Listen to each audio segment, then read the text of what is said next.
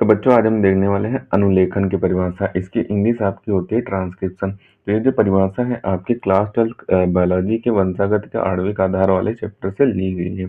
छोटी सी परिभाषा है, आपके एग्जाम में 2 से 3 नंबर में पूछ दिया जाता है अनुलेखन के बारे में। अगर अनुलेखन की इकाइयाँ पूछेगा, इसी के साथ अनुलेखन क्या होता है और अनुलेखन की इकाइयाँ लिखिए, तो आपके एग्जाम में सीधे 5 नंबर में पूछेगा। सिर्फ अनुलेखन पूछेगा तो 2 से 3 नंबर में पूछ देता है, क्योंकि एक पेज का आपका आराम से आंसर बन जाता है। ठीक, इसमें आपको क्या लिखना होगा वो हम देख लेते हैं।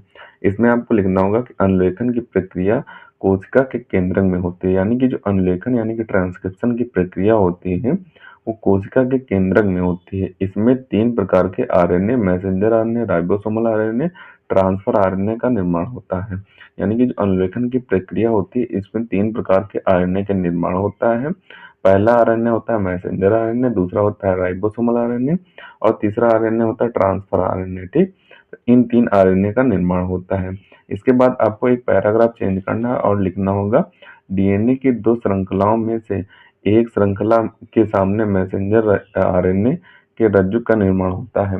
यानी कि जो डीएनए में 2 श्रृंखलाएं आपकी पाई जाती हैं उनमें एक श्रृंखला के सामने आपका मैसेंजर आरएनए के रज्जु का निर्माण होता है। यानी कि जो एक श्रृंखला होती है उसके सामने मैसेंजर आरएनए के रज्जु का निर्माण होता है। ठीक, उसके बाद अगला पॉइंट आपको लिखना होगा कि डीएनए की इस श्रृंखला को साँचा कहते हैं। यानी कि डीएनए की जो श्रृंखला होती है जिसके सामने मैसेंजर आरएनए के रज्जु का निर्माण होती है उस श्रृंखला को हम क्या बोलते हैं, साँचा बोलते हैं। ठीक, इसके बाद आपको लिखना होगा कि अनुलेखन की प्रक्रिया की शुरुआत में डीएनए आरएनए पॉलीमरेज नामक एंजाइम के सहयोग से मैसेंजर आरएनए बनाता है। यानी कि जो अनुलेखन ट्रांसक्रिप्शन की प्रक्रिया होती है इसकी स्टार्टिंग में जो डीएनए होता है वो आरएनए पॉलीमरेज नामक एंजाइम की सहायता से मैसेंजर आरएनए का निर्माण करता है। ठीक, जो अनुलेखन की प्रक्रिया आपकी शुरुआत होती है तो जो डीएनए आपका होता है वो आरएनए पॉलीमरेज नामक एंजाइम की सहायता से, यानी कि जो आरएनए पॉलीमरेज एंजाइम है इसकी मदद से मैसेंजर आरएनए बनाता है, मैसेंजर आरएनए का निर्माण करता है, जिसे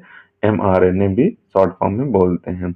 आगे आपको एक पॉइंट लिखना होगा कि इस प्रकार बने मैसेंजर आरएनए में डीएनए के सांचे में प्रोटीन बनने संबंधी सभी सूचनाएं पाई जाती हैं। यानी कि इस प्रकार जो बने मैसेंजर आरएनए होता है उसमें डीएनए के सांचे से प्रोटीन बनने संबंधी सूचनाएं पाई जाती हैं। ठीक है, तो ये पॉइंट आपको लिख देना है। उसके बाद आपको लास्ट पॉइंट लिखना होगा कि जब आरएनए पॉलीमरेज सांचे के आखिरी छोर तक पहुंच जाता है तब उस स्थिति में मैसेंजर आरएनए संबंधी संश्लेषण रुक जाता है। कहने का तात्पर्य यहाँ पे यह है कि जो आरएनए पॉलीमरेज होता है वो सांचे के आखिरी छोर तक पहुंच जाता है। सांचा आपका क्या था, वो जो श्रृंखला थी उसी को सांचा बोल रहे हैं। जिस श्रृंखला में आरएनए रज्जु का निर्माण होता है, जिस श्रृंखला के सामने आपका आरएनए रज्जु का निर्माण होता है उसी को सांचा बोलते हैं। तो जब आरएनए पॉलीमरेज सांचे के आखिरी छोर तक पहुंच जाता है तब उस स्थिति में मैसेंजर आरएनए संबंधी जो संश्लेषण की प्रक्रिया होती है वो प्रक्रिया रुक जाती है। तो इतना आपको अनुलेखन या फिर ट्रांसक्रिप्शन में लिख देना है। अगर अनुलेखन की इकाइयां पूछे तो इसी के बाद आप पैराग्राफ चेंज करके अनुलेखन की इकाइयां कर देंगे तो आपको 1.5 से 2 पेज का हो जाएगा। ठीक, तो इतना आपको 5 नंबर में पूछा जाता है। केवल अनुलेखन पूछेगा तो आपका 3 से 2 नंबर में पूछ देगा। ठीक, तो इसका आप ऊपर से स्क्रीनशॉट कर लें और इसे आपको अच्छे तरीके से और बेहतर ढंग से तैयार कर लेना है। तो सबसे पहले आप इतने पार्ट का स्क्रीनशॉट करें, अब बचे हुए पार्ट का स्क्रीनशॉट करें। तो इसे आप जितने अच्छे तरीके से तैयार कर सकते हैं उतने अच्छे तरीके से तैयार कर लें। इम्पॉर्टेंट है, आपके एग्जाम में कई बार आया हुआ है, इस बार भी चांस रहेंगे कि ये आपके एग्जाम में पूछा जाए, तो इसे अच्छे तरीके से तैयार कर लें। मिलते हैं किसी नए वीडियो में नए टॉपिक के साथ, तब तक के लिए धन्यवाद। और अगर अभी तक आपने हमारे इस चैनल को सब्सक्राइब नहीं किया तो प्लीज़ सब्सक्राइब जरूर कर लें, क्योंकि हम इसी तरीके से क्लास 12 से रिलेटेड इंपॉर्टेंट टॉपिक पर वीडियो डालते रहते हैं।